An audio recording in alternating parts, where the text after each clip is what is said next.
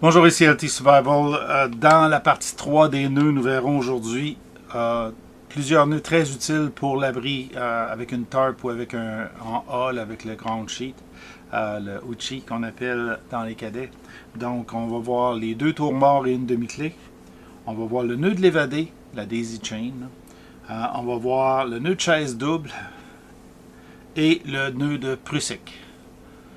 Tous utiles pour construire une tente avec une tarp.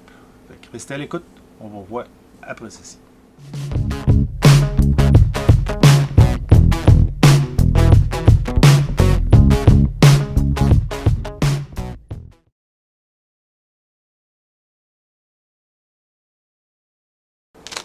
Pour faire le nœud de chaise double, il faut prendre une première boucle dans notre corde, une longue boucle, afin d'utiliser la boucle comme bout de travail.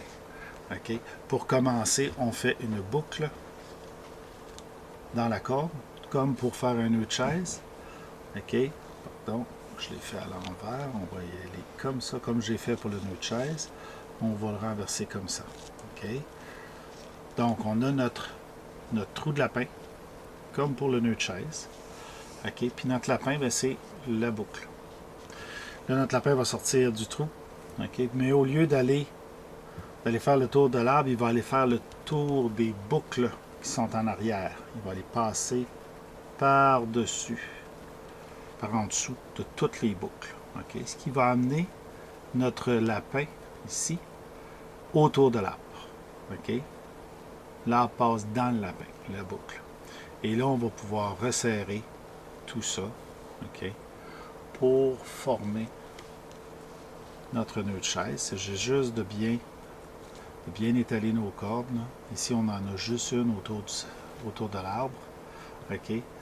Puis, on a ici deux boucles indépendantes l'une de l'autre du même nœud. Donc, voilà. C'est tout ce qu'il y a au nœud de chaise double. C'est au lieu de passer autour de l'arbre et revenir, on pourrait le faire avec la boucle, ça nous donnerait une nœud de chaise triple. C'est un autre type de nœud. Okay? On pourrait passer chacune des jambes plus le corps dans les boucles, par exemple. Ça prend beaucoup de cordes là, de cette façon-là. Okay? Et puis, ça nous permet d'avoir les deux boucles. Donc, un nœud qui est relativement rapide à faire là, au niveau des boucles pour faire un nœud de rappel là, avec une personne inconsciente, par exemple. Okay? Donc, on pourrait utiliser ça pour traîner une personne inconsciente. Voilà, c'est tout pour ce nœud.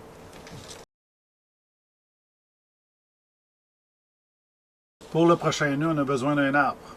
Notre ancrage, un poteau, un arbre, okay, autour de lequel on va tourner deux fois. Donc, on dit tourner deux fois, mais en fait, c'est deux demi-fois. On tourne une fois, ok, puis ça, c'est la deuxième fois.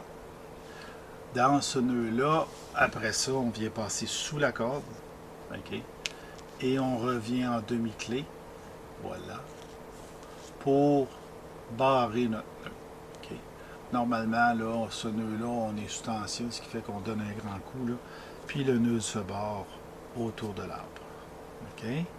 Donc, notre nœud barré, on va faire une deuxième demi-clé, okay, pour faire la barrure de notre nœud. Je vais juste le mettre sous tension un petit peu. Ah. Et voilà.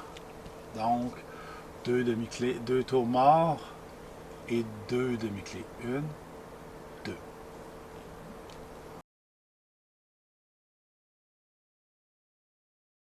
Pour faire la daisy chain, c'est qu'on va remplacer nos deux demi-clés qu'on vient de faire dans le nœud. Deux tours morts et deux demi-clés. Okay? On va se prendre un petit peu plus de stock. Et là, excusez, pour le trépied sous tension, on va revenir passer dans le nœud, mais avec une boucle. Okay? Sous tension, ça va beaucoup mieux là, que quand il n'y a pas de tension du tout. Là. Donc, on vient chercher notre demi-clé. Mais en réalité, c'est une boucle qu'on insère dans la demi-clé. Ok, je fais ma demi-clé ici. Voilà. Puis là, après ça, j'ai tout ça de là. Ce qui fait que je récupère ma corde. Et je viens passer une deuxième fois dans la demi-clé, okay, que je tends. Et là, j'ai un autre loop de disponible. Et là, le nœud de l'évadé, la daisy chain, c'est que ce sont des loupes successives qui vont se démancher quand je vais retirer. Okay. Donc là, j'ai fait 3 loops. Et les 3 loops, je pourrais en faire une 4e. Et les 3 loops se tiennent l'une dans l'autre. Pour m'évader, pour laisser tomber mon uchi, pour défaire, on tire 1, 2, 3, et voilà, notre uchi est défait. Ça, c'était le nœud de l'évadé ou la daisy chain.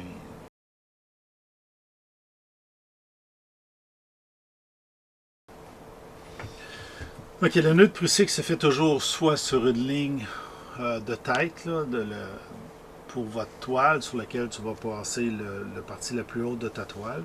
Okay. L'avantage, c'est qu'il glisse horizontal, ou ça peut être sur une corde d'escalade. Okay. Si tu avais besoin de remonter sur ta corde d'escalade, tu pourras faire le nœud de Prusik. Okay. Quand tu tombes sous tension, ne glisse pas, donc tu peux mettre ton poids et te soulever avec, puis ensuite tu peux remonter.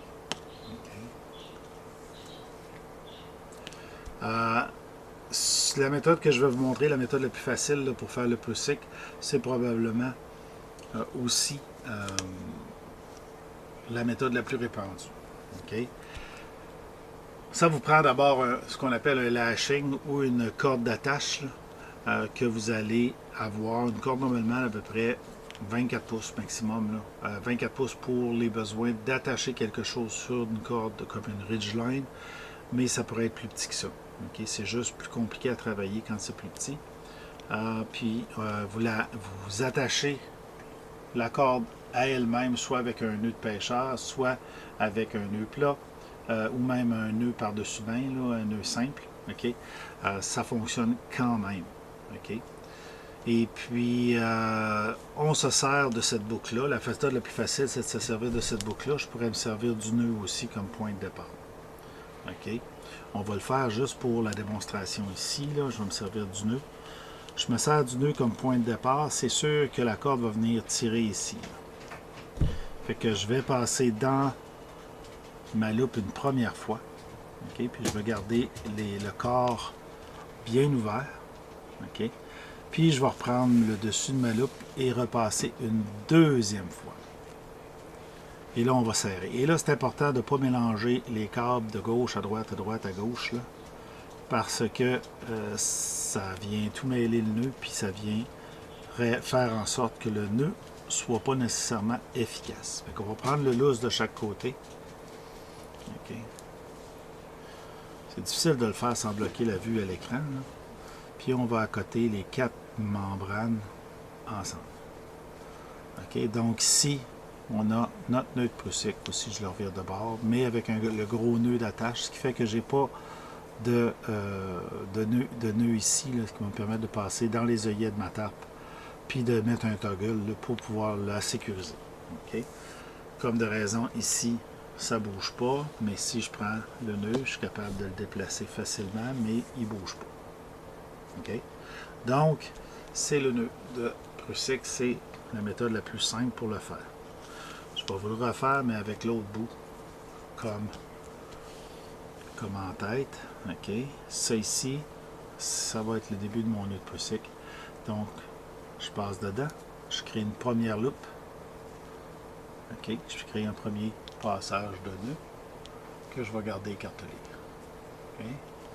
Puis là, ensuite, je vais venir chercher encore l'autre bout de ma loupe que je vais passer dedans. C'est important, encore, je le répète, de garder où va passer chacun des fils, chacun des morceaux du nœud. Comme on voit ici, là, ils ne sont pas mêlés. Et là, je peux serrer mon nœud. Okay. En serrant mon nœud, on obtient le Prusik classique. Okay.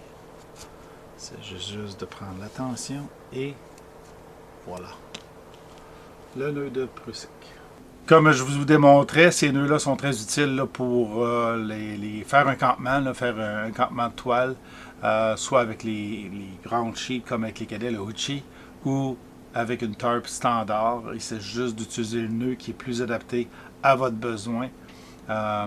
Le nœud de prusik en particulier, c'est pas un nœud qu'on va utiliser énormément souvent, mais dans certaines utilités, il est très, très, très pratique. Ça va vous permettre aussi d'utiliser des méthodes plus rapides pour construire vos abris. Donc, l'objectif, c'est pouvoir le monter rapidement, le défaire rapidement et pas passer 3 heures à essayer de défaire des petits nœuds, puis finir par couper la corde parce qu'on est trop large pour les défaire. Donc, un bon nœud bien utilisé est facile à défaire et facile à utiliser, puis facile aussi à réutiliser la corde. Donc, c'est l'objectif ultime de faire les bons nœuds dans la bonne application. Surtout si on monte une tente qu'on veut tendre relativement beaucoup, puis pas se ramasser tout mouillé le lendemain. Donc, en survie, c'est bien utile. Donc, si vous avez aimé cet épisode, donnez-y le thumbs up. Si vous n'avez pas aimé, le thumbs down. Partagez et abonnez-vous à la chaîne et vous revois dans les prochaines vidéos.